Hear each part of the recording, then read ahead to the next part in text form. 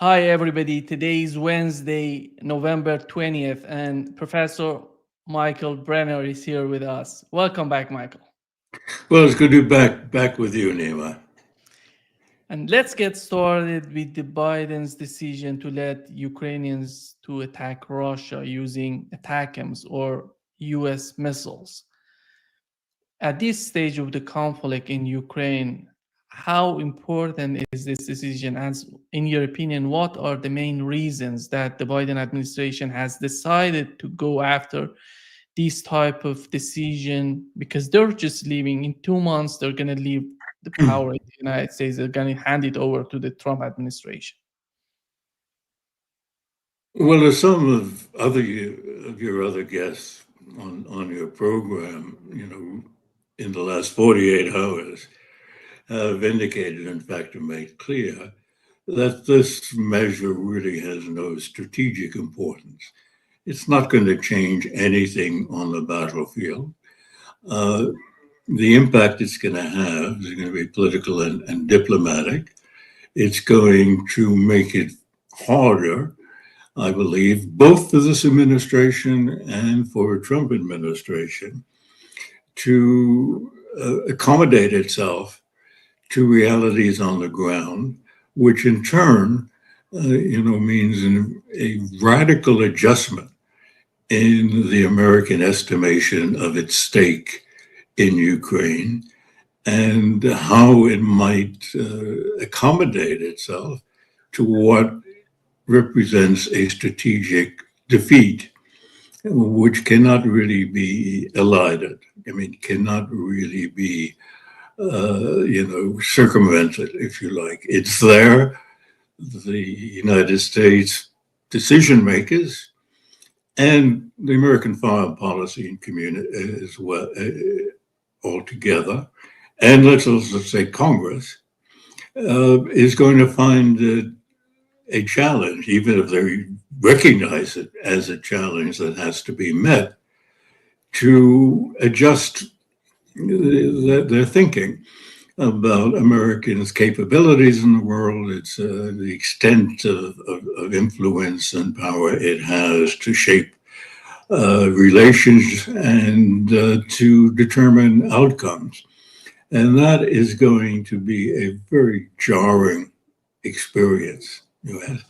And so it's also that implies, so that means that it's very difficult to predict how the United States and decision makers, let's say now in the Trump administration, are going to try to handle it and what the reactions would be. They could be over a very considerable range of possibilities. Yeah. On the other hand, Michael, we are having the European Union totally out of I cannot I can't say out of their mind. I don't know how we can explain the way that they're picturing the conflict in Ukraine. Here is Ursula von der Leyen talking about the conflict in Ukraine. Days ago, Russia tried to wipe Ukraine off the map. And for 1,000 days, Russia has failed because of Ukraine's resistance and the sacrifice of your heroes. Today is a day of mourning, but also a day of promise. We promise to keep standing by your side for as long as it takes. You can rest assured that European and Western support will continue to flow. The winter ahead may be scary, but it is in stormy days that true friends show up. And Europe is your true friend. Your freedom is our freedom, and our union is your home. Long live Europe and Slava Ukraini. Do you understand what are the Europeans trying to do? Because we know that Donald Trump, as he talked during this 2024 presidential election, he mentioned that he's interested in putting an end to the conflict. And they know he's going to do that. But at the end of the day, they're trying to keep up with their strategy toward Ukraine. Well, let's back up and try and put current European attitudes in perspective. The first thing is to say that Europe has no strategic vision. It hasn't had any strategic vision since the end of the Cold War. And in the Cold War, the strategic vision was the one they shared with the United States. The American drive, if you like, sort of post 1991, to establish what constituted an American-led Western hegemony in the world, is one that Europeans de facto signed on to without themselves making independent judgments of the desirability and the feasibility of doing so.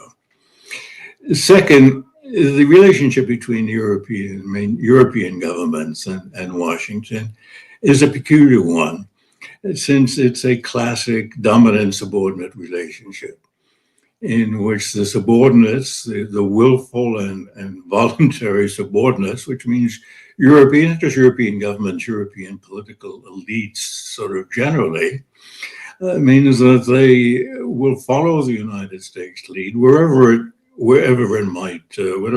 direction is taken.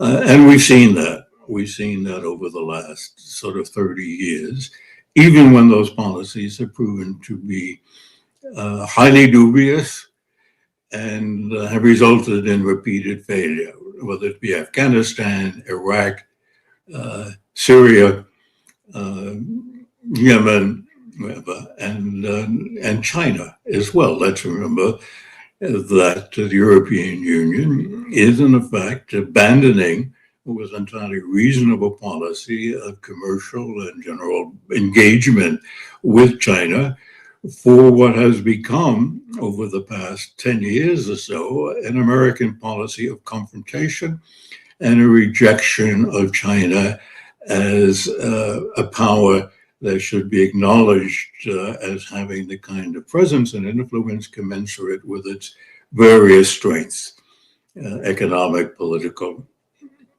even military.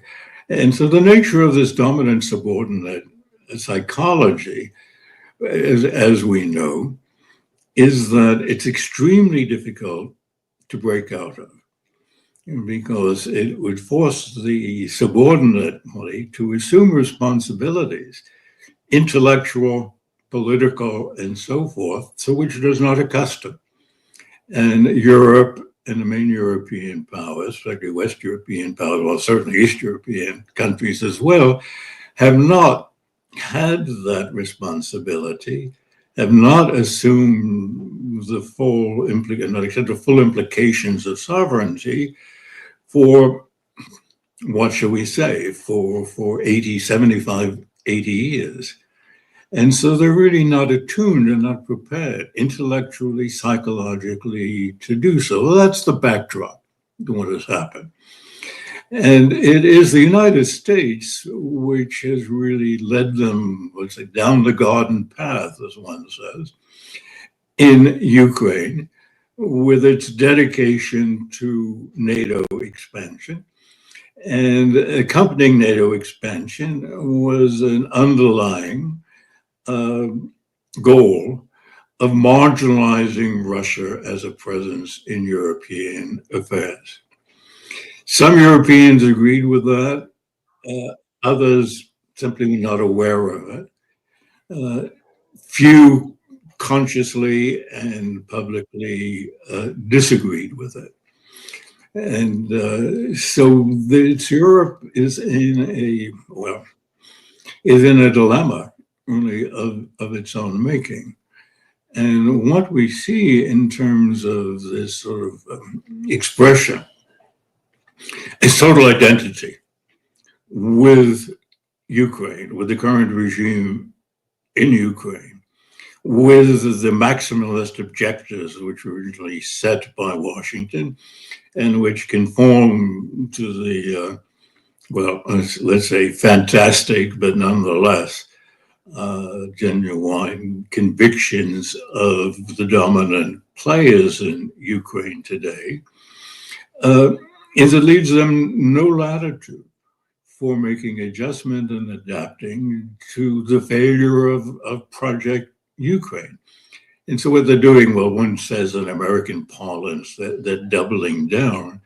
But I think it's true, but at a deeper psychological level, they are themselves sort of digging themselves a deeper psychological hole, if you like, insofar as the longer you continue on this path, the more you reiterate this open-ended commitment, the more that you falsify reality in terms of Russian ambition, this mad notion that Russia wants to reconstitute the empire of the Soviet Union, and that Vladimir Putin dreams of washing his boots in the English Channel, if not the Irish Sea. That's really ridiculous. Of course, it has no grounding in reality. And yet you hear this reiterated by European leaders like Miss von der Leyen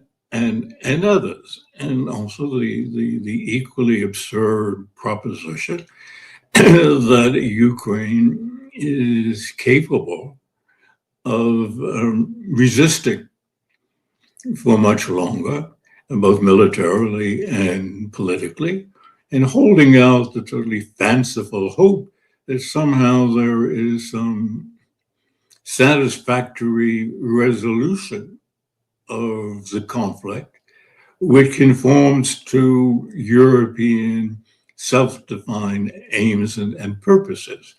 So, I mean, if Washington and the current administration is disengaged from reality, European leaders are even further disengaged from reality, and they don't have the option of simply dropping the curtain, shutting the lights, and going home the way the United States does.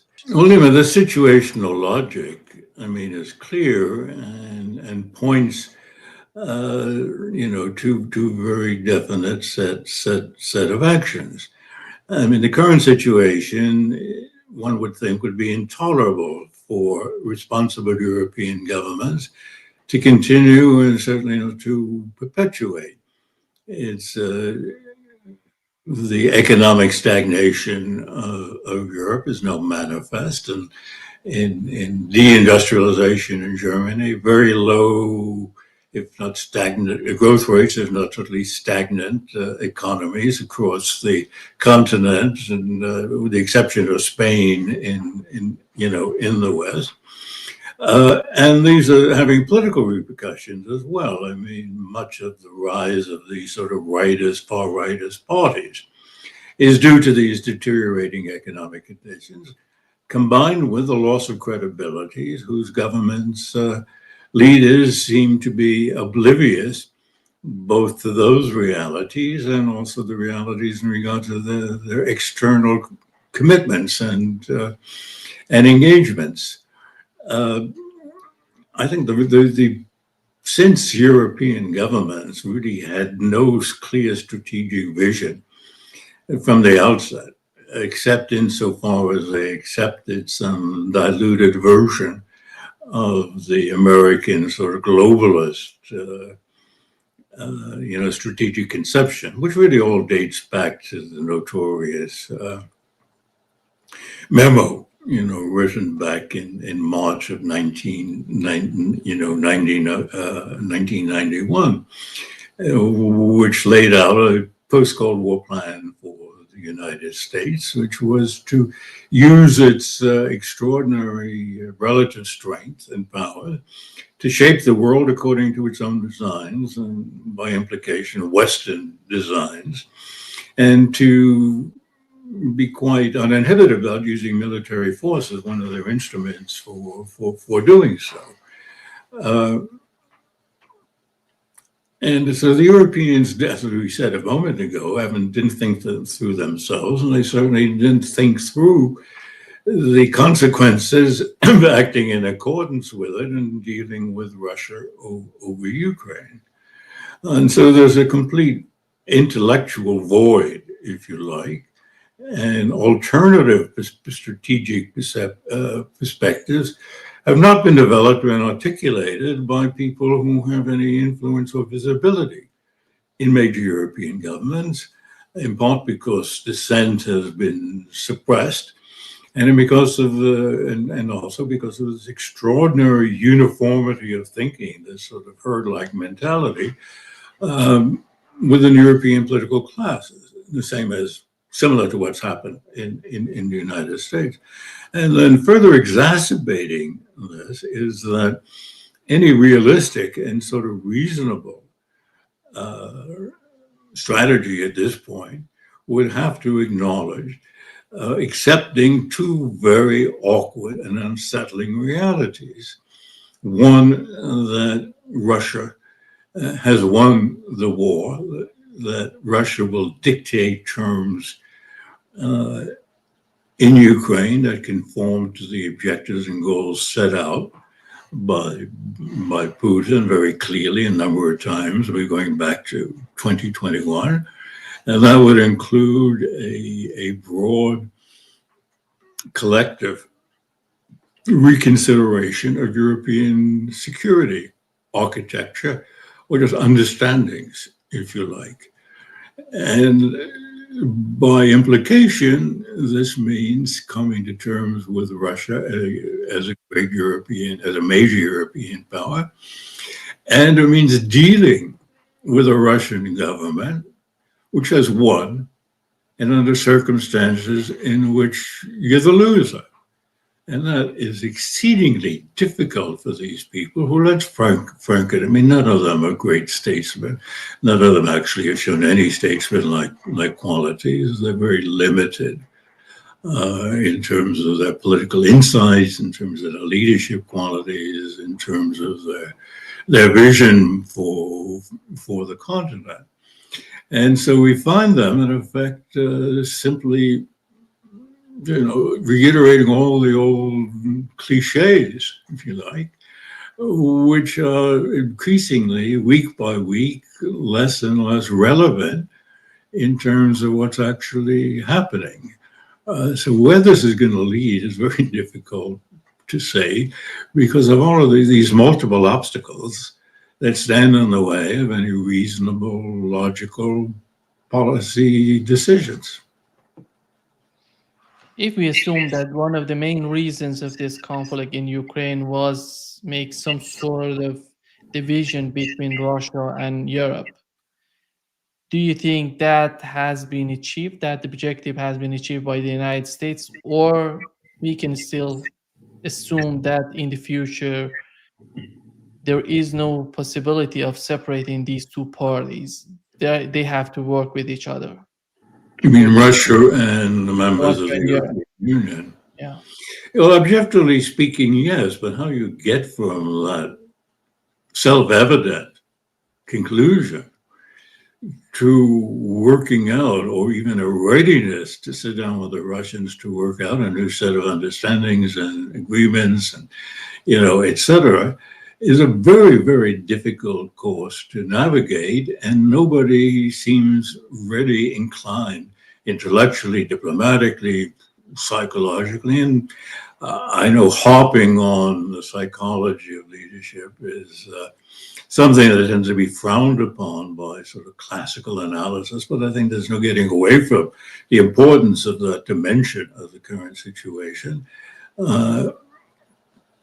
That given all of these difficulties, it's hard to see where that's going to come from. Now, in terms of the Washington perspective on this, I don't think the United States really minds or is concerned very much about the continued weakness of the Europeans, because after all, the United States for 75 years has accustomed itself and has benefited from highly deferential European partners, allies, vassals, whatever you want to call them, and would expect to do so in the future. In other words, when you have the grand ambition that the United States has had, which is the ambition of a country which believed after 1990 that indeed it could establish a unique and unprecedented global hegemony, right? See, from that vantage point, any other independent party acting autonomously is unwelcome, and that includes even allies. It includes members of the European Union, European members of NATO. It's unwelcome because it would impinge and limit by, to whatever small extent, in the case of the West Europeans, Americans' latitude essentially to do what they please. When you add to that, of course, the economic benefits to the United States, or the seeming economic benefits, I really don't suspect in the long run the United States will not have a net benefit from the deterioration of European economies, given the high degrees of interdependence. But in the short run, you've broken the energy link between Europe and Russia. You make the Europeans more dependent on you for that sort of, critical source. And leaving aside the simply commercial fact that selling LNG to Europeans at 4 or 5 times the cost that they had been accustomed to paying Russia for pipeline natural gas. I mean, leaving that aside, I think that's really a marginal consideration. Separating Europe from Russia means tightening European dependence on the United States, and it means marginalizing Russia from European affairs. That satisfies the United States, but it's hard to envisage, a long-term future in which Europe and Western Europe, EU, Europe's estrangement from Russia is advantageous or even feasible. Admittedly, Russia has reoriented itself eastward and southwards, if you like, with extraordinary and unforeseen success in economic terms and with success in diplomatic terms as well. But the Russian preference, as again enunciated by Vladimir Putin going back to 2007, we're talking 15, 17 years ago, was to maintain good relations with Western Europe, cordial relations with the United States, to remain economically engaged and interdependent. But it's the actions of the West that are made that, in the Kremlin mind, and I think objectively speaking, that's a correct analysis, impossible.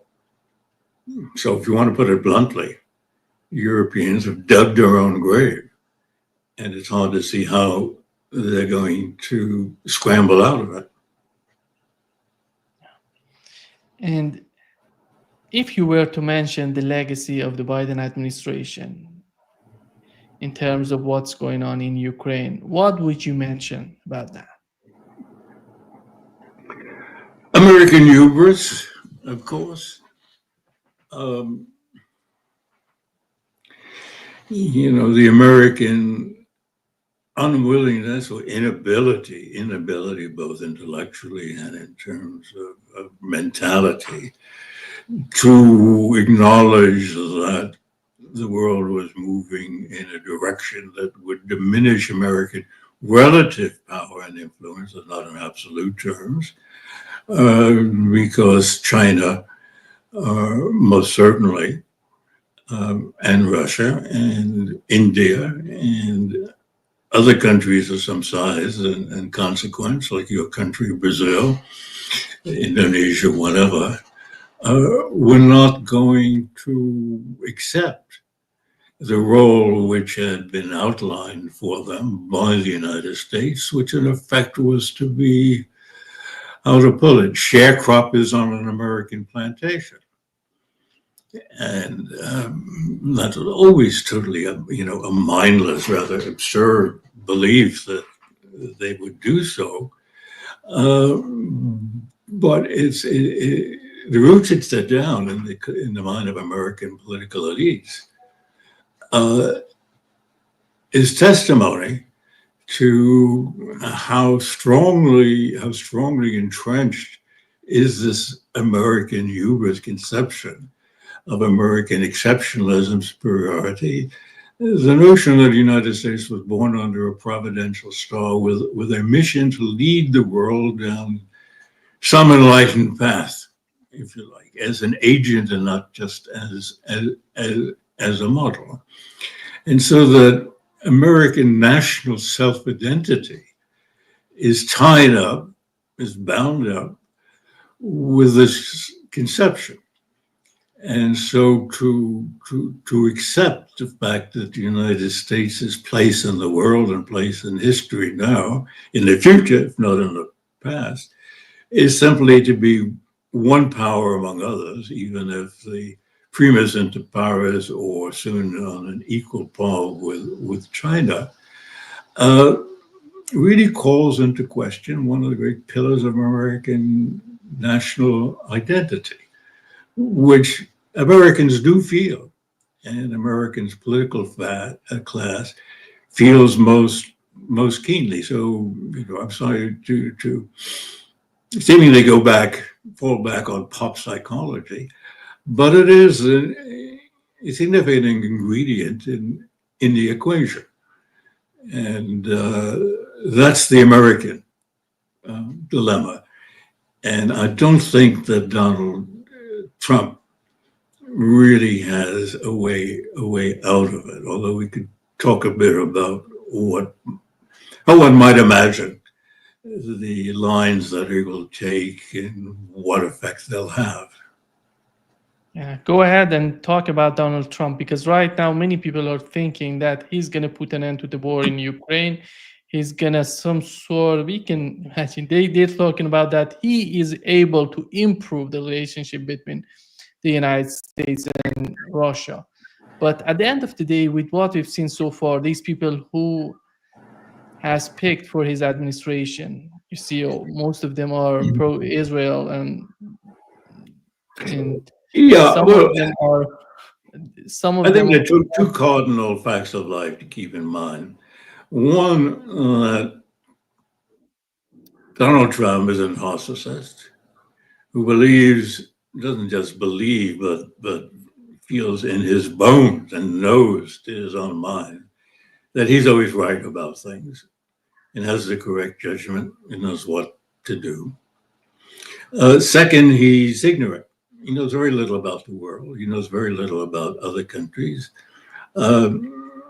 Three, like a narcissist, he has no capacity whatsoever to empathize. That is, to put himself in the position of Xi or of Putin or anybody else, and to understand, even in a dry, detached way, how they view the world, why they do so, and how they define their own interests. He's incapable of that because a clinical narcissist cannot do that. And fourth, he doesn't have any coherent strategies or policies. He doesn't have the mental equipment for it. He doesn't have the temperament for it. And this holds true for domestic as well as international things. He has impulses. He has opinions. Many of them are simply destructive. There's no conception of creation, of building, of construction, if you like. And he certainly has no vision at all of the kind of international system he was like, because he doesn't feel or think in those terms. For him, it's Trump, which he equates with the United States, or he equates the United States with Trump, and the rest of them out there. And he thinks of relations and dealings between them in very tactical terms, essentially zero-sum terms, like the man with the commercial background that he had, a failed background as an entrepreneur, but his notion of deal making is that it's hard-nosed trading on tangible matters, and of course I'll do everything to come out ahead, even if it means cheating, violating the law, whatever. That's domestically, as his whole career has demonstrated. He'll do the same internationally. And so it's a very simplistic, narrow-minded view. His thinking about China is colored mainly by this sort of zero-sum commercial calculation. All the Chinese have these enormous trade surpluses with us. That's unfair, takes away American jobs, so I'm going to slap them with tariffs. Yeah, of course, the Chinese will simply impose their own, will reciprocate in various ways with far greater sophistication than anything Trump and his people are capable of doing. And the United States will pay an economic cost, just as the West Europeans have paid an enormous economic cost from sanctioning Russia and cutting themselves off from Russian energy. I mean, the most immediate one will be a sharp rise in inflation, because the United States, imports what, $600 billion worth of Chinese goods a year, something of that sort, if you like. And the prices of all of those upon which tariffs are placed will rise. And that'll have a ripple effect throughout the economy. On the specifics, well, let's talk about Ukraine. The Middle East, I think that's another kettle of fish, but I think there Trump is going to do exactly what Biden has done. But on Ukraine, it's classic Trump. I'll make a deal with Putin, and he loves this idea of sitting down with other bigwigs and powerful people because it burnishes his own image. There I am, the equal up there with the Putins and the Xis and so forth. He doesn't have any conception of what that deal might be like. He does have the sense the United States is overcommitted in some places. He said in his first administration with regard to equally sort of mindless retention of bases in Syria and Iraq. But that is not part of, it doesn't derive from some strategic conception. It is purely, impulsive reaction to something which he sees on the face of it, to him doesn't make much sense. And he puts Ukraine in the same category. I think what he underestimates are three things.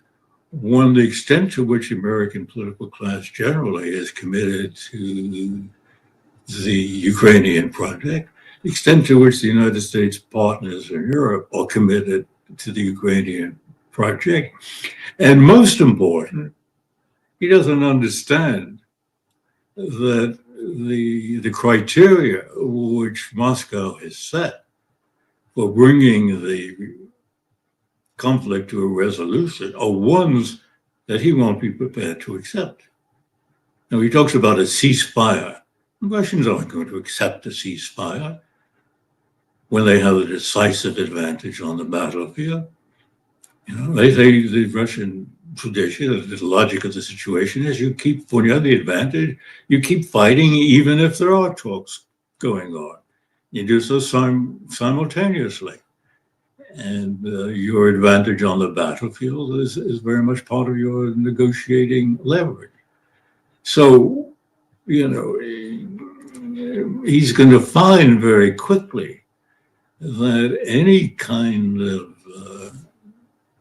agreement with Moscow will depend on accepting one, Russian incorporation of the three provinces of Ukraine that have incorporated already legally into Russia. It will mean firm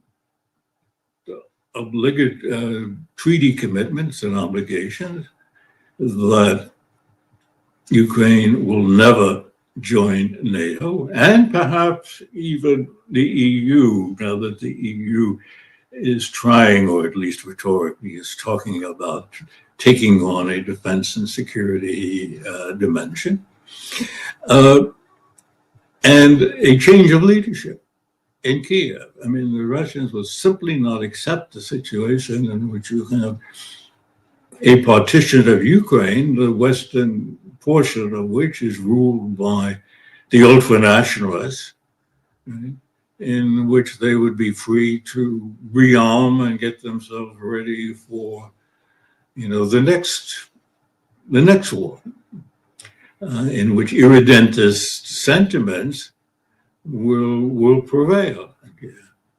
I mean, the Russians have sacrificed enormously for this, and they've done so because of the core national interests that they've seen correctly as being jeopardized.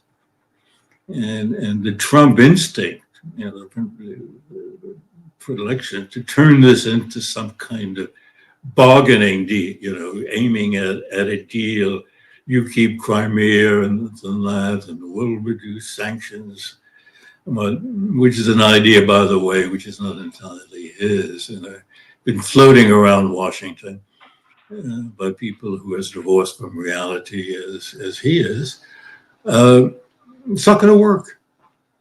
And so that's the dilemma the United States is finding itself in, will find itself in, has given no indication that it has any sense of a way out of it. Just counterpart to the European dilemma of having separated themselves irretrievably from Russia, and yet failing to come up with any sort of idea as to how they're going to deal with the consequences, both economically and politically at home, and in terms of having this sort of great power on your doorstep, to which you view as inherently hostile. What we have net consequence is a complete and utter failure of the West. And a strategic setback, which is self-inflicted, will produce self-inflicted wounds and on their own doing. And of course, when you add to that the moral disaster of being accomplices in the greatest and most public genocide in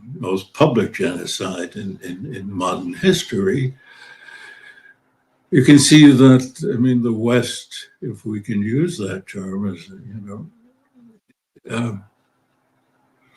has placed itself in a position in which it's really jeopardizing its own well-being and its own position in a world that can be populated by others who are its equal. Michael, could you please take off your glasses, because we have some sort of reflection that, yeah. Great. Oh, sorry. And Michael, just shifting the gear to the conflict in the Middle East between Israel and Palestinians, we are witnessing as you've mentioned, a genocide that is most of the people all around the world are so shocked by this level of destruction that we're witnessing right now. And with the new administration in Washington, you've mentioned you don't see any sort of difference between the Biden administration and the Trump administration in terms of what's going on in the Middle East. We don't see any sort of solution in their mind. They're talking about two-state solution, but we haven't seen anything about two-state solution, any sort of pressure going from the United States on Netanyahu and his administration. And what we heard from Sullivan is nothing but a string of lies, outright lies, and part of a strategy of deception, creating a fictional narrative, and we've been doing that from day one. And it's a fictional narrative that's also been signed on to and co-authored by European leaders and political elites, let's say that, all across the Western world. But there is nobody with any degree of knowledge or discernment elsewhere who sees this as anything but a fiction, self-serving, the ultimate hypocrisy of a Western world which sees itself as justified in lecturing the others on what constitutes public morality, and yet being accomplices in a genuine genocide. And don't forget, this is a genocide which is unique insofar as the perpetrators, the Israeli has stated and it repeatedly states what it is doing and why it's doing it. Cabinet ministers, Mr. Netanyahu, others, publicly say that they want to eliminate Palestinians. They want to create a greater Israel from the Dead Sea to the Mediterranean Sea. I mean, if all you have to do is look at the preamble of the Likud Charter, and it's stated in those many words. It's not a Hamas idea, a Palestinian idea. It's a Zionist idea, and it's there in black and white. And so the elimination of the Palestinians, one way or another, has been stated. And by trying to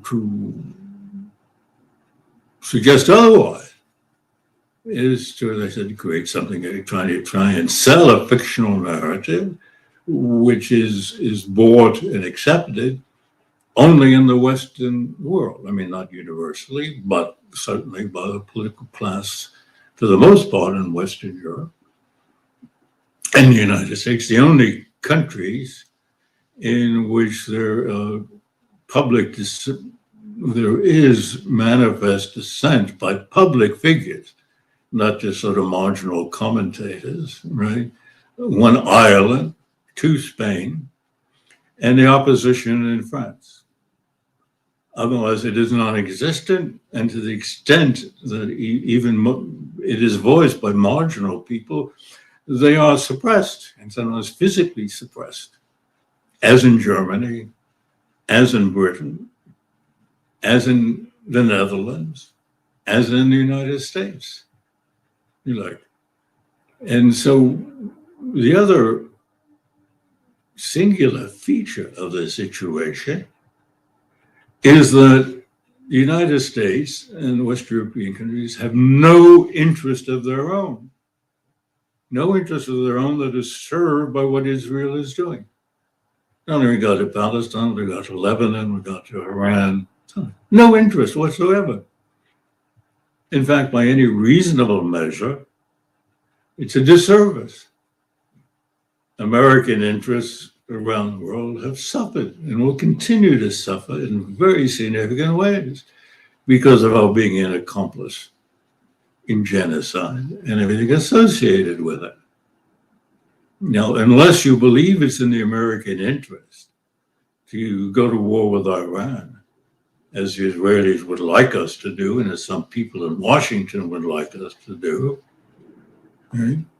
And these actions by Israel increase that possibility, unless you see that as desirable in creating conditions conducive to our joining in a major war, major military assault on Iran, there are no American interests in this. I said quite the contrary. And so there's an element of sheer madness in this, which makes it very difficult to apply traditional standards in ways of analyzing foreign policy, international behavior, national security, because it really is unprecedented. It's also unprecedented that a very small country like Israel should, in effect, determine the global policies of the strongest power in the world. Nothing like this has ever been seen in history. We know some of the reasons for it. We didn't get into it. But the sort of enthusiasm with which American leaders and European leaders have joined in this, I don't think is simply a reflection of historic sense of feelings and guilt towards Jews because of the way in which they've been treated for 2 millennia in the Western world, climaxing in the Holocaust. Because don't forget, the United States doesn't harbor as a country, as individuals, the same burden of guilt because, I mean, United States born in the 18th century and the conditions of enlightenment really didn't engage in the kind of systematic, protracted abuse of Jews and Jewish communities that Europeans did. So you don't even have that element in the United States, which makes this, which underscores sort of perplexing question as to what are the undercurrents which produce this sort of psychopathology, because that's what it is. It's collective psychopathology. And here again, I think, as I talked about anyway, in reference to Ukraine, you really have to probe into these dark recesses of our leaders, not just our leaders, our political classes, members of our middle classes' minds, to fully understand, or at least to attempt to understand, why it is they're doing what they're doing. And again, I think this is historically unique. You've had countries, of course, regimes, led by madmen, but you never had a whole societies and all political actors, and certainly not in a representative political system, behaving like this in a psychopathological way that is contrary to their own interests. But this is something we are simply not prepared to face up to. Just as we're not, well, let's leave it at that.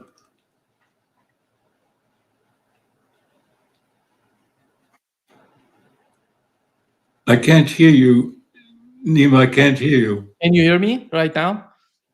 Yes. Yeah.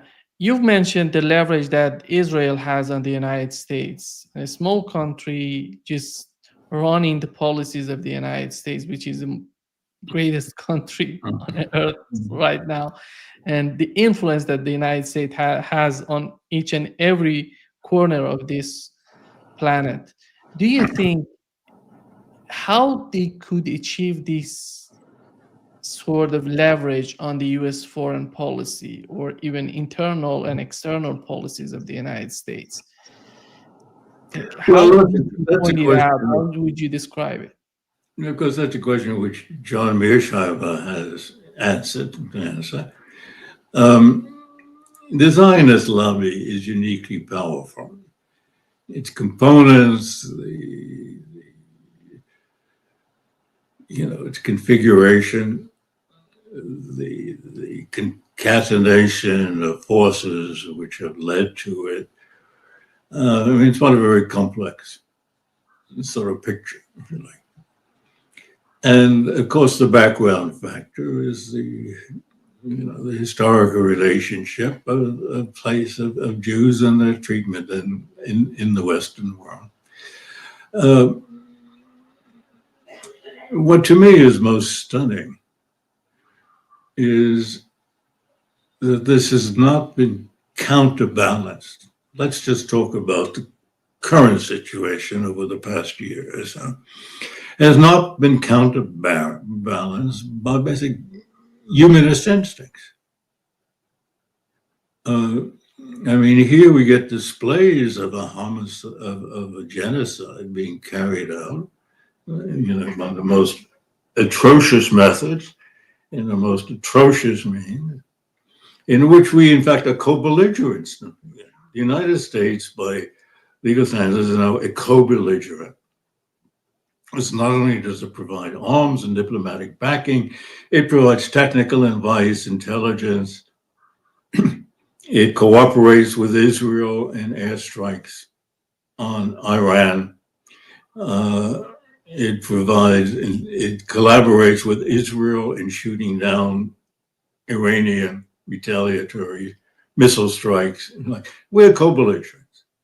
And we're also diplomatically co-belligerents, because let's remember, in October and November of last year, the United States took active diplomatic steps to try and convince neighboring countries, Egypt and Jordan, to accept 1 million or 2 million Palestinians from Gaza onto their territory so as to achieve the Zionist objective of cleansing the land of Palestinians. This is a matter of public record, in my opinion. It's not my opinion, it's a matter of public record. The United States Secretary of State, Mr. Anthony Blinken, went to Cairo, I think it was early as late October of last year, went to Amman and tried to persuade them to accept a vast amount of Gazans into the desert in Sinai, and saying, well, the costs of setting up some rude accommodation, and it would be paid by the Saudis and the other Gulf states, so it wouldn't cost you anything.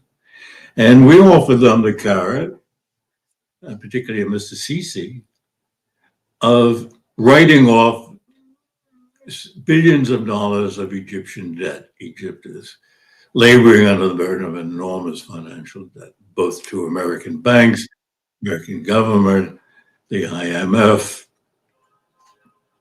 foreign banks, other governments as well. And that was the deal we offered. And we offered something similar to Jordan, which is even more susceptible to American influence. And Jordan pretty much does whatever the United States tells it to do, although on this one, they balked because of their own internal concerns, since half of their population is Palestinian. And King Abdullah sort of fears for his political life, if you like. So we've been accomplices, diplomatically and as co-belligerents in what Israel has been doing on the ground, if you like. And the amazing thing is, and we see the consequences, as I said, graphically on our screens for what now? 390 days. And that does not provoke what you would expect a reasonable reaction from a civilized people in an open society to express. And that, it's hard to avoid the conclusion that this is indicative of some kind of, I don't know what the word is, some sort of kind of sickness at the heart of Western societies. Because who would have, I don't know anyone, frankly, who were presented with this picture as conjecture any time in the past and a few years ago, who would have foreseen this kind of total embrace and identity with what's happening in Palestine, to the point where the perpetrator of the genocide gets 56 standing ovations in the US Congress, and who situation wherein anyone who expresses dissent is dismissed at best and suppressed and penalized at worst, including the draconian measures taken against those students who last spring, late spring, rose up in protest. Unprecedented draconian measures, summary expulsions without any due process whatsoever. The only people who behaved in a civilized manner were faculty at those schools, a few schools, who publicly protested and petitioned their own university leaders to cease and desist. That happened at Columbia, happened at Harvard, and happened a few other places, although that was not the universal response. Not because faculty elsewhere agreed, but because they're cowards and didn't want to face some kind of retaliation by university authorities who were being spurred on by trustees these region, state legislatures, governors are to crack down in a draconian fashion. So this is another sense in which we're really in new territory. And it's a challenge to our, critical faculties to explain it, much less do anything to reverse it. Just to wrap up this session, Michael, we know that the face of Middle East has changed since the first term of Donald Trump in office in Washington. Right now, we're witnessing a totally different Middle East or West Asia. You look at the rapprochement between Iran and Saudi Arabia. You look at Turkey just cutting all the ties with Israel. The situation in the Middle East, in that region, in that part of the world, is totally different. How do you see the Donald Trump's policy in the region? Because he's not going to be able to do the same thing that he did during his first term in order to just go in and supporting Israel in whatever they want. And they're talking right now, Israelis are talking about they want to occupy the West Bank, the northern part of Gaza. Yesterday, there was an article in the Jerusalem Post is saying that the southern part of Lebanon is the northern part of Israel. It's unbelievable how the Israelis are thinking about their conflict and how the other countries are seeing the situation of Israel. He is going to wind up being greatly frustrated because he'll wade in and with his attitude, let's make a deal. It's not going to be possible just to make a deal on terms satisfactory to both the local parties and to the United States and the West, because in the latter, to satisfy the United States and the West, you're going to have to reverse the deeply committed actions, policies, ideas, and so forth. And as far as parties in the region, are simply not that pliable. Right? You mentioned the modus vivendi reached between Iran and Saudi Arabia. Now, I think this is in a way and roughly analogous to for Trump and his people. Who knows who's going to be making policy in a way. To the dilemma that they face with regard to Ukraine. Trump says 24 hours we'll get a ceasefire, I'll make a deal with Putin, well, Trump's a teetotaler, so it won't be over vodka. Putin might sip some vodka and Trump will down 3 Diet Cokes. We'll come up with a deal. And as we've discussed, it's not going to be easy. And it probably won't be a deal because the minimal expectations and criteria of the Russians would be unpalatable to Washington generally. And you can say a similar thing with regard to Iran. Supposedly he sent Elon Musk, dubious character, to talk with the Iranian ambassador to the United Nations. So, Trump might even harbor the idea, well, I'll make a deal even with the mullahs, show how great I am, and so on and so forth. There are no terms acceptable to the Iranians, which cannot look past muster in Washington. And so what he does as when he reaches those junctures on both the Middle East and Ukraine is anybody's guess. Because he doesn't have any thought through conception of things, no thought through American strategy, no diplomatic aptitude or skills.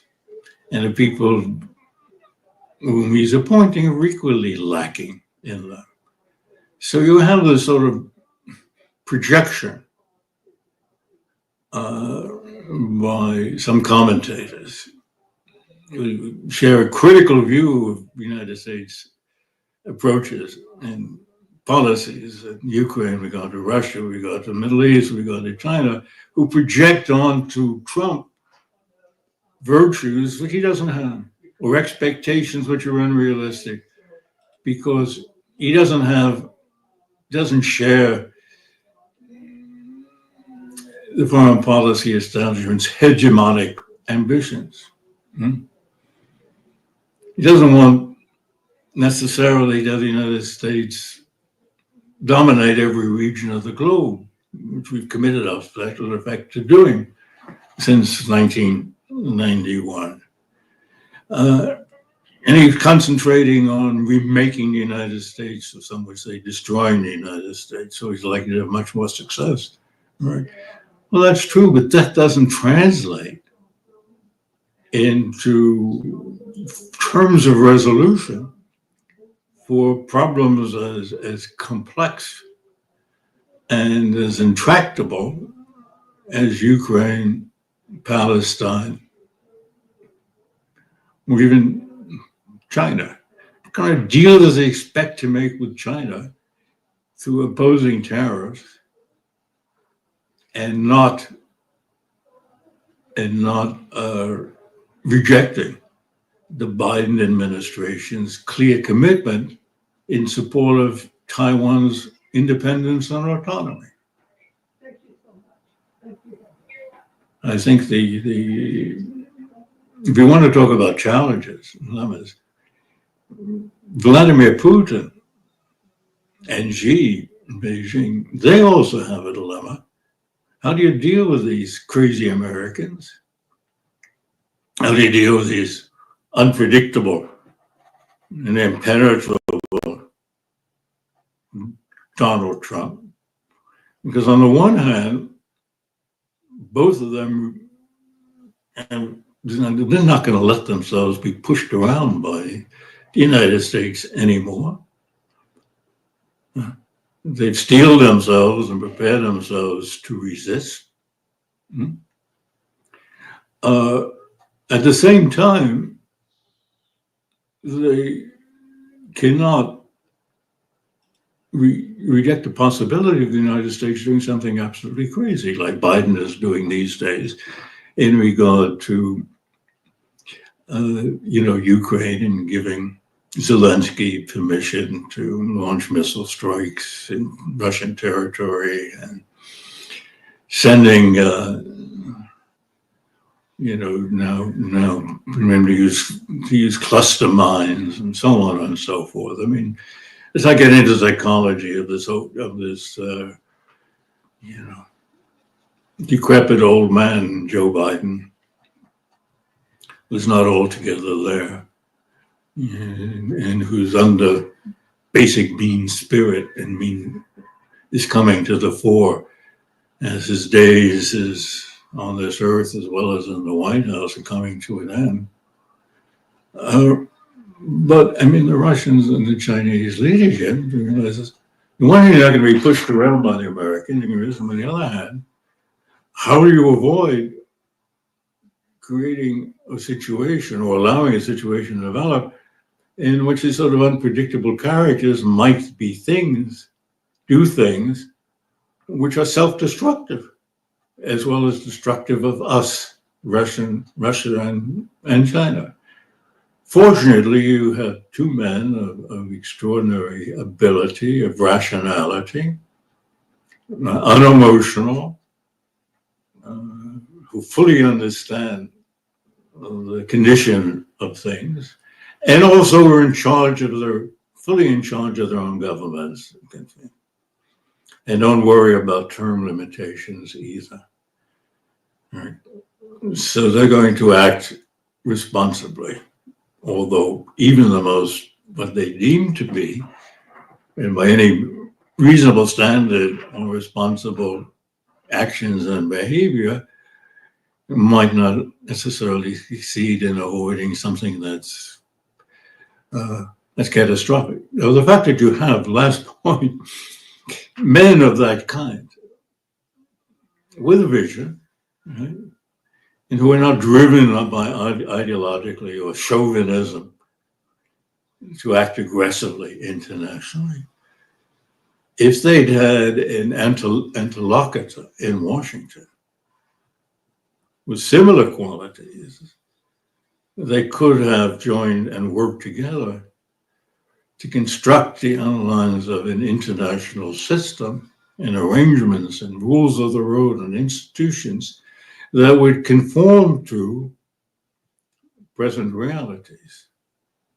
But I know of no one in Washington or around Washington, with one or two exceptions like Chas Freeman, who even recognized that as a possibility, much less thought in those terms. So that, to me, is a great historic opportunity, which we were losing.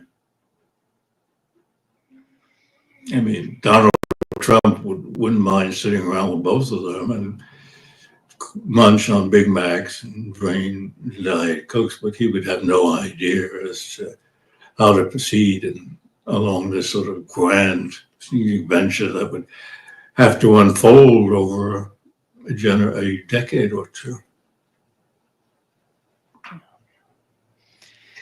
Thank you so much, Michael, for being with us today. Great pleasure, as always. It's been my pleasure, and thank you for the invitation, Nima. My pleasure. Can we enjoyed a lot. Can we talk for a minute now? Yeah, let me just put an end. Disengage. I'm going to talk to you.